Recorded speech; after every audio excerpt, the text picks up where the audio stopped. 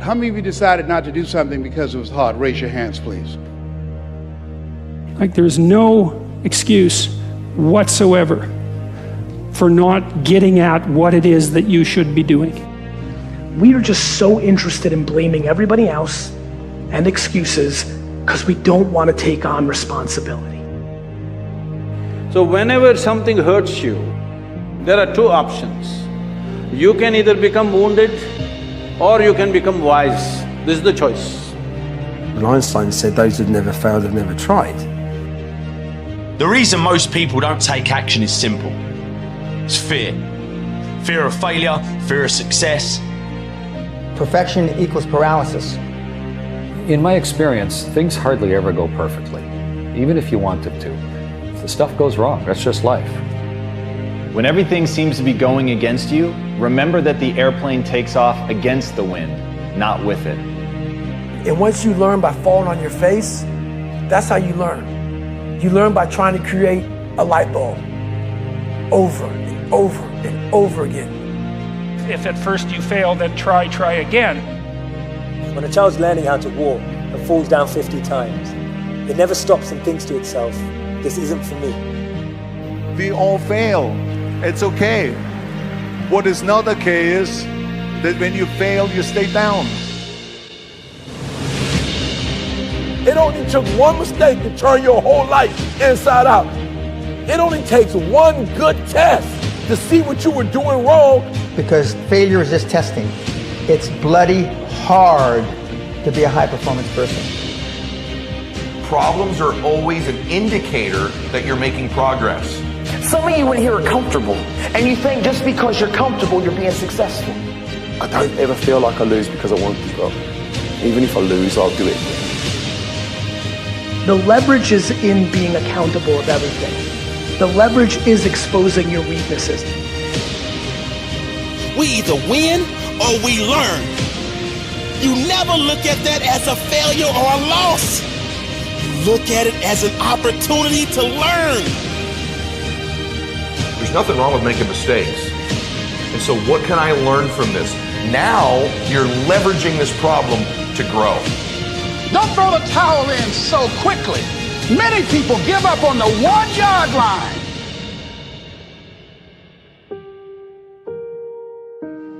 Whether you're 9, 12, 16, 21, 22, 24, if you fail, it doesn't matter. The failures were irrelevant. There's not one of you that weren't destined to become successful. You have dreams and you have goals, and I promise you, nobody can stop you. You have to be able to recognize opportunities because there'll be a lot of them that come into your life. And once you recognize an opportunity, you have to seize the day and work bloody hard because there'll be 25 other people who want to do it. If failure was not on the table, do you realize that 87% of people allow the fear of failure to outweigh their desire to succeed? Failure is required. Success is optional. Successful people fail a lot. They fail a whole lot more than they succeed. I went all in. I made my move before I was ready. I took a risk. It didn't pay off the way I wanted it to, but I learned. You don't lose if you learn. Failure is destined to happen. At some point, you will fail. Why? Because you're not good at everything. You can learn as much, if not more, from your failures, your non-starts, your hesitations, as you can from your successes. You've got a lot going for you, a lot more than you think, but you're framing your life as a failure, and in framing your life as a failure, you will continue to see only failure in your life. It's up to you how you bounce back from those failures. I've seen a lot of incredible people stopped by an unwillingness to let go of a past that doesn't help them. No retreat. No surrender. They say life is 90% of what happens and the other 10% is how you respond to it. It's possible. I can do this. I can make this happen. No matter how bad it is or how bad it gets, I'm going to make it.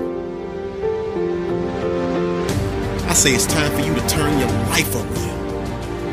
I say it's time for you to get back up because life just knocked you down. I say it's time for you to swim because you're about to drown. Congratulations, you've survived 100% of the worst moments in your life. If in that moment, regardless of your worldly success, you feel good about who you are, you feel good about what you've done and how you've touched other people's lives, you feel good about what you're striving for and trying to accomplish, you feel good that in the times when it got hard, if it mattered to you, you pushed through. That matters. So in other words, your chance at being successful is determined by how well you can bounce back from those failures. He was homeless for 3 weeks, living in a New Jersey bus station.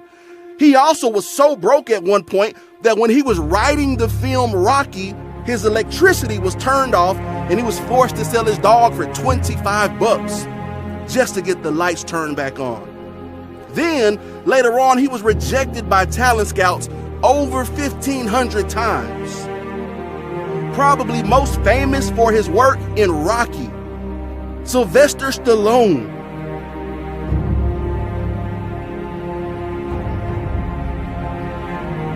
She was once told that she didn't have the face for television. Your only shot to make it in this TV industry was to be behind the camera, not in front of it. Forbes mentioned that in 2004, she gave away 276 cars to members of her audience. She ultimately paved the way for many of our other beloved talk show hosts. Now, she has her own network.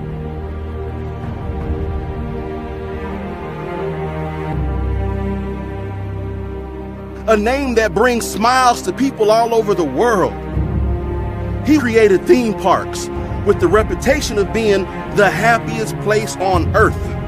His parks are created with creativity and imagination from the very second you enter into their gates. Long before he became known as the inventor of this magical place, he was fired from the newspaper that he once worked at. They fired him because his boss said he lacked imagination. Walt Disney, an American filmmaker, he is considered one of the founding pioneers of the new Hollywood era, and one of the most popular directors and producers in film history. He directed Jurassic Park.